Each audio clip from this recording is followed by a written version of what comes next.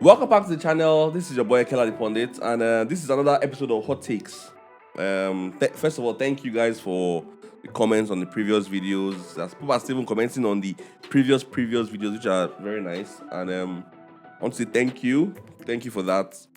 Now the thing is, with this hot takes, this last video, you guys didn't drop your hot takes. A lot of you didn't drop your hot takes in the comment section. I saw it like 2 or 3 in the comment section. But there's a group I was on when I shared the link of the video, they watched the video, or they uploaded the video. One of them just dropped his own hot take there. Now, before I was about to tell the guy, no, take the hot take to the comments, people started dropping theirs. And I was like, wait. As I started looking at the hot takes, I'm like, wait, like these guys are cooking something. So I'm like, who am I to complain? I'm like, just drop it. So let's see how it's going to go. This is your boy Kela the Pundit. Let's get started. I'm the killer girl. Killer.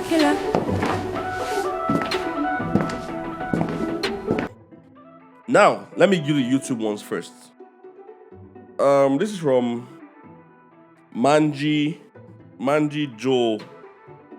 I think I know why people don't want to actually drop your hot takes. You don't want me to call your names out. Are you shy? Oh, don't be shy. I've told you this before. Don't be shy. Like, if you drop rubbish takes, I'll tell you. But let's go. Manji Joe, he says Bruno is up there with KDB and Ozil in terms of creativity in midfield. I don't even think this is much of a in 2026. I don't think this is even much of a hot take with Bruno. Like, in terms of creativity, like he's there now. That if you disagree that he's not up there with them, what is your basis of disagreeing? They're not talking about them as players. In terms of creativity, there's no pass that Bruno can. There's no pass that KDB can give that Bruno can. There's nobody that Ozil with his big eyes can see that Bruno cannot see also. So like, I don't think this one is much of a hot take. But yeah, I know some people, once they hear it, they'll be like, they've heard Bruno, they've heard KDB, they've heard Ozil, like, no, Bruno, go forbid, how? But if you actually calm down and think of it in terms of creativity, it's clearly up there with them now. This one is easy for me. Easy. I agree with this. The second take is from Elvis DMB. He says, even if Bruno plays this good throughout the season, we should still cash in if a good bid comes in summer. I mean, till now, I might sound somehow, but I still stand on the fact that we should have sold him for 120M when Al Hilal came last summer.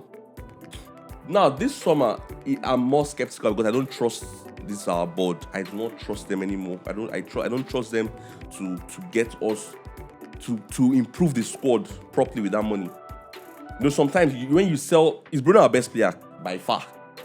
Sometimes you sell your best player, you don't need to improve. You don't need to improve the squad like as for like for like getting another Bruno.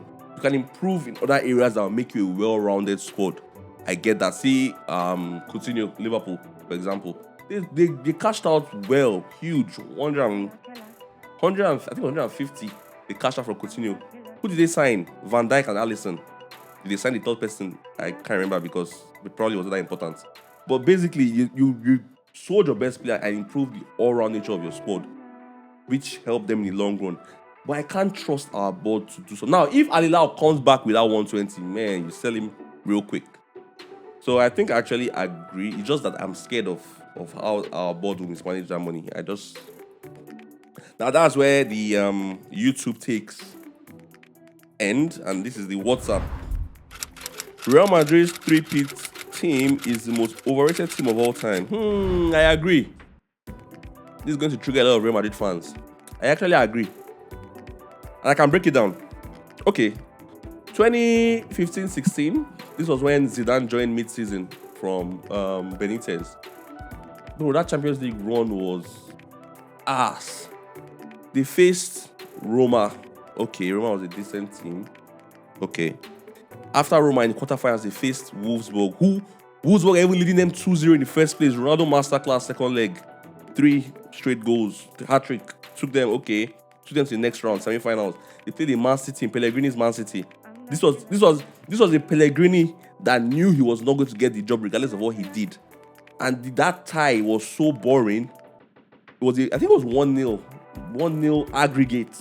Played 0-0 in Etihad. Came to Santiago, played 1-0 and own goal. I think it was Fernando that scored the own goal. they move to the final. They face, obviously, once you beat your cross city neighbors in the final, Atletico Madrid, obviously it's going to mean more to you. But that run wasn't that impressive. But be like, okay, that was just the start. 2017, they were better. To be honest, they were actually better. But now the officiating, especially that Bayern quarterfinal, man. And think about it, there was no VAR. There was no VR this period. So do you know the amount of goals that Real Madrid, like, I know he's going to be like, every team has gotten, yeah, man, you fine, you talking about Juro, bro, no wala. But think out, let's be frank. That game against Bayern, the game that Vidal got red card, Ronaldo scored like 2 offside goals in that game. Like, not 1, 2. Come on now, like, the officiating in that game was terrible. It was terrible. I won't lie, the final against Juventus, you guys cooked. Beating Juventus 4-1 in the final. No. You guys cooked in the final. But leading up to that, okay, you shouldn't even have been in the final in the first place, if we're being honest. 2018 was good, top to bottom. It's just in the final. Where's his name again? Karius. A Karius disaster class handed people deal. So basically, what I'm saying is, yes, the team was good, but like, if you're calling them top teams of all time, obviously they'll put them because it's not, they're the only team to win 3 in a row. But like, if you start looking deeper into this, man, I feel they are quite overrated because they were not doing good in the league. They were not doing that good in the league. If you're going to be the best team in Europe, like, how are you not dominating your league? Do you get this whole period? I think they won only 1 title in this 3-year span. They won only 1 league title in this 3-year span. That's if they won at all. I think they won 1. So I'll take Barca. I'll take 2011 Barca, 2015 Barca, 2009 Barca over that Real Madrid 3P team. And I don't even like Barca. So that's next take. Resigning Ronaldo is the reason Ole Gunnar Solskjaer didn't win the EPL with United. It's a hill I'll forever die on. Now, I don't know about winning the Premier League. To be honest, I don't know about winning the Premier League. Because under Ole took over from Mourinho in December 2018-19 season. He helped us fix the season. We got to 6th place. 2019-20, which was COVID. Yeah. We finished 3rd. 2020-21, we finished 2nd. I think 12 points behind City. So yes, we were in an upward trajectory. But the thing is, I don't think Ole had what it took. That's the problem I had with him. Yes, we were stable, but I don't think we had what it took to win. Forget Premier League, to win any trophy under that guy's self, to be honest. Maybe if he stayed longer, maybe we would have won a Carabao or an FA Cup, maybe. But Premier League, I don't think we're going to win Premier League under Ole. But what I would agree with you on is the signing of Cristiano Ronaldo took us back. Because that brother took us from 2nd to 6th, but they said, where will we be without Cristiano Ronaldo? We were 2nd without him. Do you get? So I agree with you that signing of Ronaldo took us back. I don't agree that I would have won Premier League title because I don't believe Ole had that dog in him. Man. I don't believe so. He would have just been that team that's always 2nd, 3rd, 4th. Like basically Arsenal under Wenger for those years. 2nd, 3rd, 4th. That's what would have been. But winning the Premier League now. But signing that Cristiano Ronaldo took us back. Good. Then the final take. Mbappe is a top 20 player of all time. Now, this person is either very young or he just started watching football newly. Because what has he done to be a top 20 player of all time? Like, it doesn't even make any sense. Yes, he has won a World Cup. Fine. He reached a World Cup final in his 2nd World Cup appearance. Fine. Aside that, what else? He won like 7 League One Golden Boots. Like League One, are you for real? League One. He never won the Champions League. In fact, his team won the Champions League after they got rid of him. He joined the most successful Champions League team and hasn't done anything remarkable in the Champions League. League titles. Has he won anything in Spain? No. Super Copa? No. All he has been doing is just been getting beaten by Yamal. So how is that top 20 worthy? Like, nah, this person is actually just an Mbappe lover.